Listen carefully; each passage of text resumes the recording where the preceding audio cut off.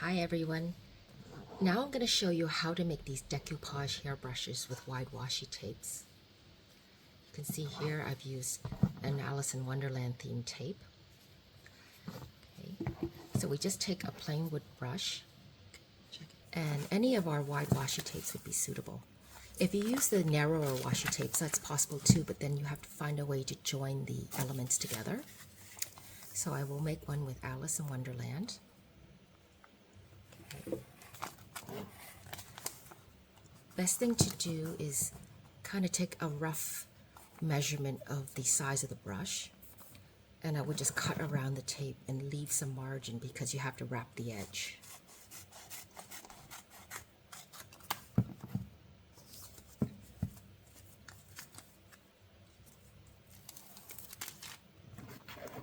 So carefully lay on the tape.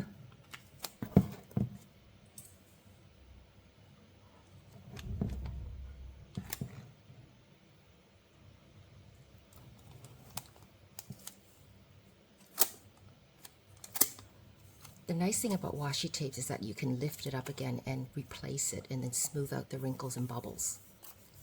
Okay. So that looks okay. You can carefully trim the edges because you have to wrap it over the side.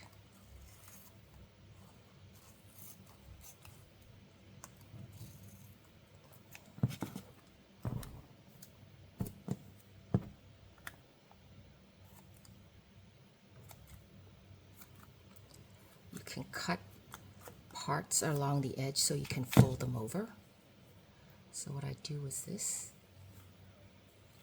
and then carefully use your finger to smooth out the edges. Now it doesn't have to be perfect because we will wrap a cord around the edge to cover this this part.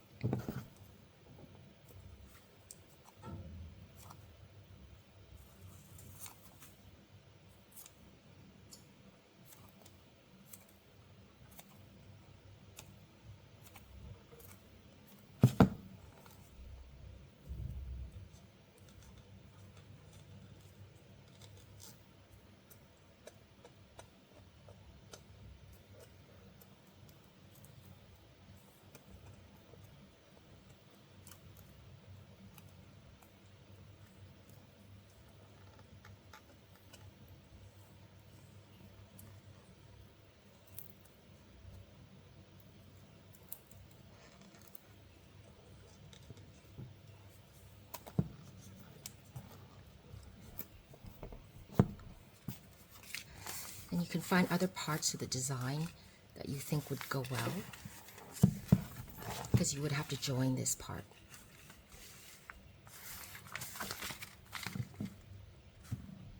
I think this looks quite nice. Okay, so I would do is cut here.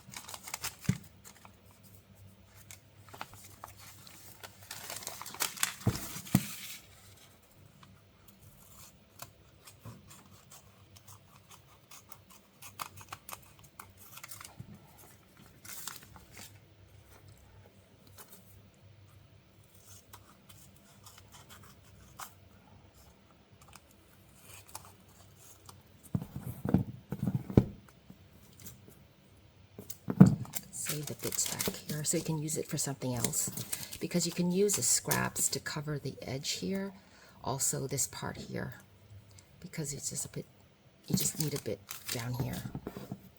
So we do the same thing again.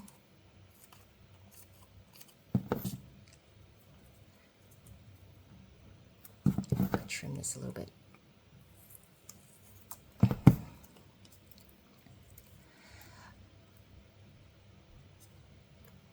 Okay, I won't show you the whole thing because I want to move on to show you the decoupage part.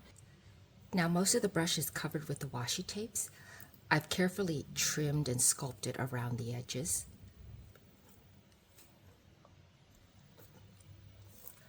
Okay, now there's a seam here where the tapes join. The best thing I find is to use some PET tape, which has a clear edge. So even if you cut around, you won't see the tape that's there because it's quite clear. And after you brush on the Mod Podge, it will look even nicer. So I just found a bit of flour for this part. So what you do is you just have to trim the flour. I'll show you here. Just leave an edge around the flour. You won't see this clear part when you put it back on the brush.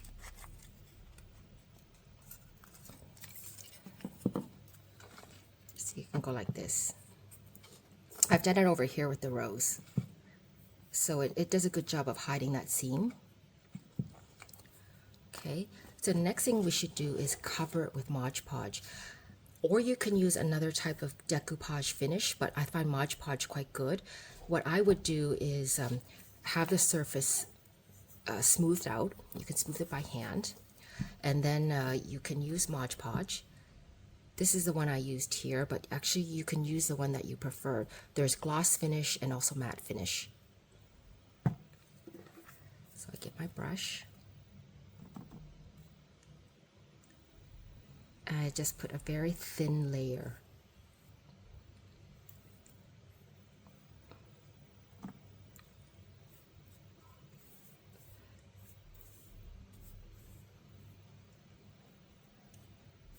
Now we have to wait for this to dry for 24 hours, and then you can do the next side over here, the other side, and then let that dry.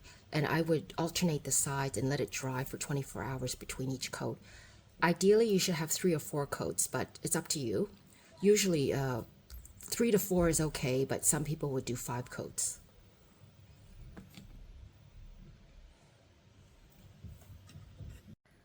Now we will add this cord trim to the brush just to give it a nice finish. So you've seen what I've done here. So we do this after we have applied several layers of decoupage finish or Mod Podge. So actually this will take up to maybe a week to do because you want to add 3 or 4 layers or more. I think 3 or 4 layers is enough. And you have to have each layer dry in between. So I use this type of cord. Put this aside.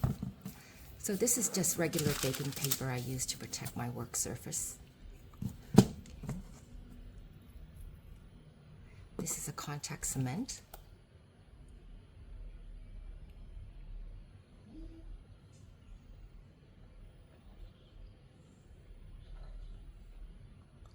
So I'll do this bit first.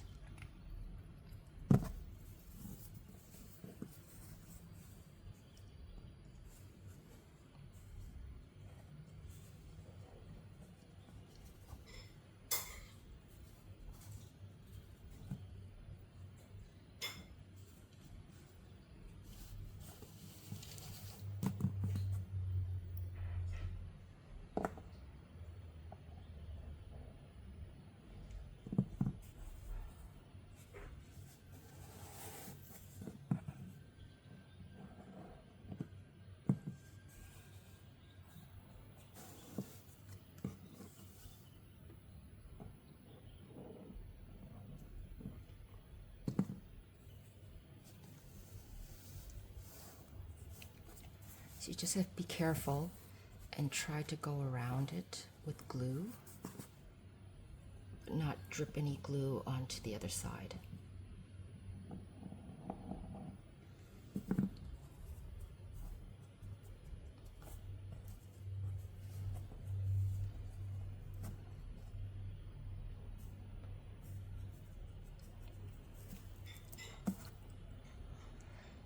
So I will leave this for a few minutes for the glue to set a little bit and then go back to add glue to any spots I missed, because right now the glue is quite liquid and runny, so I don't want to touch it.